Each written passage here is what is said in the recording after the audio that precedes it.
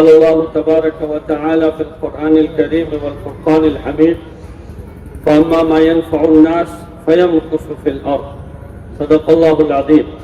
وجاء في حديث صحيح قال رسول الله صلى الله عليه وسلم من قضى لأحد من أمتي حاجته يريد أن يسره بها فقد سرني ومن سرني فقد سر الله ومن سر الله أدخله الله الجنة.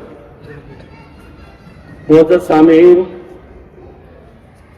اسٹیج پر تشریف فرما قائد پیام انسانیت کے جنرل سیکریٹری حضرت مولانا سید بلال حسنی دامت برکاتہم العالیہ اور دیگر علماء کرام، میں آپ سب کا تہہ دل سے شکر گزار ہوں کہ آپ سب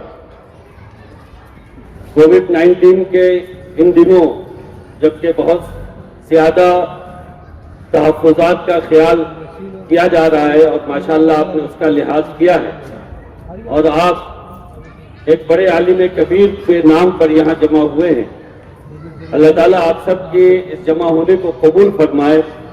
بھائیوں، آج کا یہ پروگرام ایک بڑا اہم اور بہت ہی اس وقت کے لیے ضرورت کا حامل پروگرام ہے اور یہ پروگرام جیسا کہ آپ دیکھ رہے ہیں کہ پیام انسانیت ضرورت اور اہمیت، انسانیت کے بیچ اس بات کی کوشش کہ انسان اپنی انسانیت کو سمجھے، یہ آج کا موضوع ہے. ظاہر سی بات ہے کہ یہ ایک ایسی بات ہے کہ جو ہمارے لیے، آپ کے لیے ایسی بات ہے کہ جس کا سمجھنا بہت آسان ہے، لیکن میرے بھائیوں، میرے بزرگوں، عملاً ہم لوگ اس سلسلے میں بہت پیچھے ہیں، بہت کوتاہ ہیں.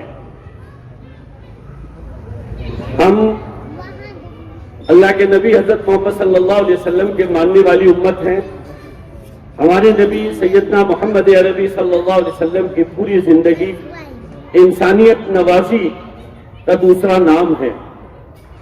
آپ نبوت سے پہلے کی جو آپ کی زندگی ہے اور نبوت کے بعد کی جو زندگی ہے، اگر اس میں کوئی چیز آپ متحد ڈھونڈنا چاہتے ہیں کہ جو آپ صلی اللہ علیہ وسلم میں نبوت سے پہلے تھی اور جو نبوت کے بعد بھی باقی رہی، تو وہ صرف ایک چیز آپ کو نظر آئے گی، وہ یہ کہ آپ ہمیشہ سے انسانیت نواز رہے. آپ نے انسانوں کی بڑی قدر کی اور انسانی قدروں کو بڑھانے کی ہمیشہ کوشش کی. آپ کے پیش نظر ہمیشہ یہ بات رہی کہ دنیا میں جو یہ انسان ہے، یہ اس بات کو سمجھیں کہ یہ اللہ تعالیٰ کی تمام مخلوقات میں سب سے بہتر مخلوق ہیں. وَلَقَدْ كَرَّمْنَا بَنِي آدَمَ وَحَمَلْنَاهُمْ فِي الْبَرِّ وَالْبَحْرِ وَرَزَقْنَاهُمْ مِنَ الطَّيِّبَاتِ وَفَضَّلْنَاهُمْ عَلَى كَثِيرٍ مِّمَّنْ خَلَقْنَا تَفْضِيلًا. اللہ تبارک و تعالیٰ نے تمام مخلوقات میں سب سے افضل، سب سے اشرف، سب سے بہتر انسانوں کو بنایا اور انسانوں کی دنیا کی دوسری مخلوقات میں یہی سب سے بڑا اس کا کمال ہے. بے شک وہ شیر جیسا طاقتور نہیں ہے، لیکن اللہ تعالیٰ نے اس میں شیروں کو اپنے پنجرے میں اور قید کرنے کی صلاحیت بخشی ہے. اللہ تعالیٰ نے انسانوں میں بڑی خوبیاں رکھی ہیں، بڑی خصوصیتیں رکھی ہیں. انسان اللہ تعالیٰ کی وہ مخلوق ہے کہ جسے اللہ تبارک و تعالیٰ نے اپنا خلیفہ بنایا. ظاہر سی بات ہے کہ یہ معمولی بات نہیں ہے کہ انسان روئے زمین پر اللہ کا خلیفہ ہے. حضور پاک صلی اللہ علیہ وسلم کی حدیثوں کو ہم پڑھتے ہیں، وہاں ہمیں یہ تعلیمات ملتی ہے، تخلقوا باخلاق اللہ، اپنے اندر اللہ کے اخلاق پیدا کرو. کیا ہیں اللہ کے اخلاق؟ یہی کہ اللہ تعالیٰ بندہ نواز ہے. بندوں سے خطائیں ہوتی ہیں، گناہ ہوتے ہیں، معصیتیں ہوتی ہیں، لیکن اللہ تبارک و تعالیٰ کے پاس بندہ پہنچ جاتا ہے. اللہ بندوں کو معاف کرتا ہے، بار بار معاف کرتا ہے، وہ معافی کو پسند کرتا ہے. وہ نافرمانی کے باوجود اس کے ساتھ بیجا سلوک کرنے کے باوجود وہ انسانوں سے اپنی رحمت کو نہیں روکتا. اور صحیح معنوں میں اگر آپ غور کریں تو الحمدللہ یہ حضرت انسان میں یہ صفت موجود ہے. اور یہی صفت جب ختم ہوتی ہے تو مختلف اوقات میں انبیاء علیہ الصلوۃ والتسلیمات تشریف لائے اور ان انسانوں کو یہی سکھلایا کہ تم اللہ کی بہترین مخلوق ہو. تم اس بات کی مامور ہو کہ تم اپنے اندر اللہ کے اخلاق پیدا کرو. بھائیو، آج دنیا میں سب کچھ ہے، لیکن جس طرح کے حالات ہمارے سامنے ہیں اور جس طرح کے حالات سے ہم گزر رہے ہیں وہ ناقابل بیان ہے. آج ہی کا انسان ہے جو یوت و شیر اور چیتوں کو اس نے قید کر دیا ہے، لیکن یہ سچائی ہے کہ انسان، آج کا انسان شیر اور چیتوں سے بھی ڈینجر اور مہلک ہو گیا ہے. وہ خمار بارہ بنگوی کا ایک شعر ہے، تاریخ کے صفحات پہ لکھا ہے لہو سے، انسان کو انسان سے اللہ بچائے. جو انسان ہمدردی کے لیے بھیجا گیا تھا، جس انسان کا اصل کام ہمدردی کرنا تھا، رحم و کرم کا معاملہ کرنا تھا، انسانوں کے ساتھ اچھائی کا سلوک تھا، آج انسانوں نے اس سبق کو فراموش کر دیا، بھلا دیا اس بات کو. اب انسان مفاد پرست ہو گیا ہے، مطلب پرست ہو گیا ہے. وہ ہر جگہ یہ دیکھتا ہے کہ میرا مفاد کس بات میں ہے، میرا فائدہ کس عمل سے ہوگا، مجھے کس طرح سے فائدہ پہنچے گا، میں دوسروں سے کس طریقے سے بلند ہو سکتا ہوں، میرا نام کس طرح سے روشن ہو سکتا ہے، لوگ مجھے کس طریقے سے بہتر اور اچھا کہہ سکتے ہیں. بس انسان اس کی دوڑ میں لگا ہوا ہے، اسی کوشش میں لگا ہوا ہے. بھائیو، یہ ایک سچی حقیقت ہے کہ آج کے انسان کہے جانے کے لائق نہیں ہے. بڑی تعداد میں انسان ہی ہیں جو طرح طرح کے ظلم کر رہے ہیں، طرح طرح کے اتیاچار میں مبتلا ہیں. جی، ہر گھڑی حسد اور کینے میں چل رہے ہیں، کسی کو اچھا دیکھنا نہیں چاہتے ہیں، کسی کی ترقی گوارا نہیں ہے. بھائیو، اللہ تبارک و تعالیٰ نے انسانوں کو اس کے لیے نہیں پیدا کیا تھا. انسانوں کو اللہ تبارک و تعالیٰ نے اس لیے پیدا کیا تھا کہ انسان ایک دوسرے کے کام آئے، ایک دوسرے کے لیے کچھ کر سکتا ہے تو وہ کرے، اپنے مفاد کو فراموش کر دے. اس لیے کہ انسان اس دنیا کے لیے نہیں ہے. دراصل انسان کو اللہ تعالیٰ نے جنت کے لیے اور آخرت کے لیے بنایا. یہ الگ بات ہے کہ ساری کائنات کو اللہ تعالیٰ نے اس انسانوں کے لیے بنایا. ان الدنیا خلقت لکم وانکم خلقتم للآخرہ. لیکن صورتحال بہت بھیانک ہے، بہت خطرناک ہے. جی، حضرت مولانا سید ابو الحسن علی ندوی رحمۃ اللہ علیہ نے انسانوں کی یہ مفاد پرستی، مطلب پرستی اور اپنے مفاد کے آگے دوسروں کے مفاد کو قربان کر دینا، جی، دوسروں کے لیے مسائب و مشکلات کا کھڑا کرنا، اور اس کا عام چلن جب دیکھا تو حضرت مولانا سید ابو الحسن علی ندوی رحمۃ اللہ علیہ نے اللہ کی نگری الہ آباد میں اس تحریک کی بنیاد ڈالی. جس وقت حضرت مولانا نے اس تحریک کی، یعنی تحریک پیام انسانیت کی بنیاد ڈالی، اس وقت ہندوستان میں ایسا نہیں تھا کہ تحریکیں نہیں تھیں، بہت سی تحریکیں تھیں. لیکن اس تحریک کی اس لیے ضرورت تھی کہ اگر لوگوں کے بیچ سے انسانیت ختم ہو جائے، انسان اگر اپنے مفاد کے آگے دوسرے کے مفاد کو کچھ سمجھے ہی نہیں تو یاد رکھیے گا کہ پھر زمین کا نظام بگڑ جائے گا. اللہ تعالیٰ نے اس دنیا کے نظام کو انصاف پہ قائم کیا ہے.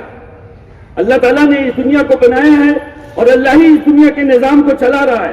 اللہ تعالیٰ کو ظلم پسند نہیں ہے، اللہ تعالیٰ کو ناانصافی پسند نہیں ہے. آپ یقین رکھیے کہ اللہ تعالیٰ کو یہ بات بالکل ناپسند ہے کہ کوئی آدمی کسی کا برا کرے. یہ بات اللہ تعالیٰ کو پسند نہیں ہے. اللہ تعالیٰ کو تو پسند یہ بات ہے کہ انسان کے کام آئے. جب لوگوں کے کام آئیں گے تو یہ دھرتی امن کدہ بنے گی، یہاں پر امن کا ماحول بنے گا، یہاں پر کام کرنے کا میدان ملے گا، لوگ کام کر سکیں گے. لیکن اگر دنیا میں مفاد پرستی ہوگی، مطلب پرستی ہوگی، اپنے مفاد کے لیے سب کچھ کرنے کا جذبہ ہوگا، دوسرے کے مفاد کو قربان کرنا ہوگا، دوسروں کے خلاف حسد بغض کینہ ہوگا، جی تو نتیجہ یہ ہوگا کہ صاحب آپس میں رنجشیں بڑھیں گی، شکایات بڑھیں گی، جی اور جس کے نتیجے میں روئے زمین کا نظام بگڑ جائے گا، پھر حسد کا مقابلہ حسد سے کیا جائے گا، ماردھار کا مقابلہ ماردھار سے کیا جائے گا۔ نتیجہ یہ ہے کہ یہ زمین جس کو اللہ تعالیٰ نے اپنی چاہت کی جگہ بنایا ہے، اللہ تعالیٰ نے ہی یہ دنیا بنائی ہے، اور اللہ تعالیٰ نے ہی ہم کو یہاں بھیجا ہے، اللہ ہی ہے جنہوں نے ہمیں اولاد سے نوازا ہے، اللہ ہی ہے جنہوں نے ہمیں عزت شہرت دی ہے۔ اللہ تعالیٰ یہ چاہتے ہیں کہ اس کا استعمال اس کی رضا اور خوشنودی کے لیے کیا جائے، لیکن ہمارے پیسے، ہمارا علم، ہماری ساری صلاحیتیں اللہ کے نظام کے بگاڑنے میں لگ جائیں گی۔ نتیجہ یہ ہے کہ روئے زمین فساد کا مرکز بن جائے گا، اور پھر اللہ تعالیٰ کی نگاہیں اہل زمین سے ہٹ جائیں گی۔ ابھی کووڈ-19 سے ساری دنیا جوجھ رہی ہے، لوگ اس کی جو بھی وجہ سمجھے، لیکن مذہب کو جاننے والے، اللہ اور اس کے رسول کی تعلیمات پر نظر رکھنے والے اس بات کو کہہ رہے ہیں کہ ایسا لگتا ہے کہ اللہ تعالیٰ اہل زمین سے ناراض ہو گیا۔ علاقے کے علاقے ہیں جہاں صرف نفرت کی باتیں ہو رہی ہیں، جی جہاں صرف اپنے مفاد کی بات ہو رہی ہے، جہاں صرف اپنا الو سیدھا کیا جا رہا ہے۔ بھائیو یہ بات اچھی نہیں ہے۔ الغرض حضرت مولانا سید ابو الحسن علی ندوی نے بہت دور کی سوچی، اور یہ سوچا کہ خاص طور سے امت مسلمہ، امت محمد صلی اللہ علیہ وسلم، جن کی بنیاد انسانی خیرخواہی پر رکھی گئی ہے، اسلام جس کی بنیاد انسانوں کے ساتھ نابرابری پر ہے، اسلام جس کی بنیاد سچائی پر ہے، یہ جو قوم ہے قوم مسلم، اس کی بڑی بنیادی ذمہ داری ہے کہ سچائی کو یہ ملک واسیوں میں پیش کرے۔ اس لیے کہ الحمدللہ عقیدہ توحید ہمارے پاس ہے، حضرت محمد صلی اللہ علیہ وسلم کی تعلیمات کے امین ہم ہیں، قرآن مجید کے محافظ ہم ہیں، حضور پاک صلی اللہ علیہ وسلم کی احادیث طیبہ ہماری میراث ہے۔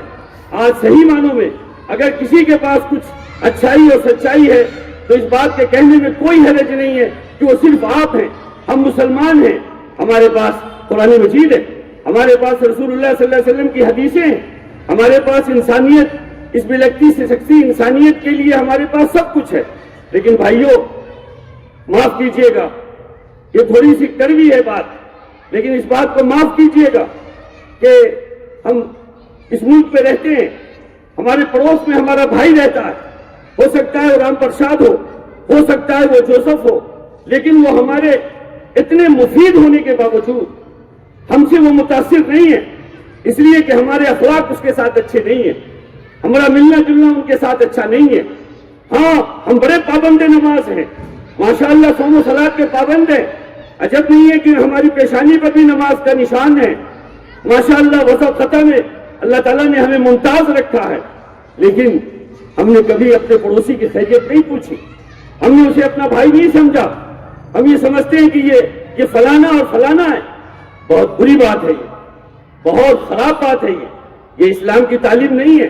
ضرور پڑھیے حضرت محمد عربی صلی اللہ علیہ وسلم پر کہ مکہ مکرمہ میں تنہا آپ کھڑے ہوئے تھے اور بالکل وہاں کے مخالف، وہاں کے ماحول کے مخالف آپ نے آواز لگائی تھی، لیکن شدہ لوگ آپ صلی اللہ علیہ وسلم کو سمجھنے لگے، کیونکہ آپ صلی اللہ علیہ وسلم نے جو بات کہی تھی وہ بات اگرچہ ان کے بالکل اعتقاد اور عقیدے کے خلاف تھی، لیکن حضور پاک صلی اللہ علیہ وسلم کا یہ سیرت ان کے سامنے تھی کہ انہوں نے کبھی جھوٹ نہیں بولا، انہوں نے کبھی کسی کے ساتھ ناانصافی نہیں کی، انہوں نے کبھی بیجا معاملے میں کسی کی طرفداری نہیں کی، انہوں نے ہمیشہ انصاف کو پیش نظر رکھا۔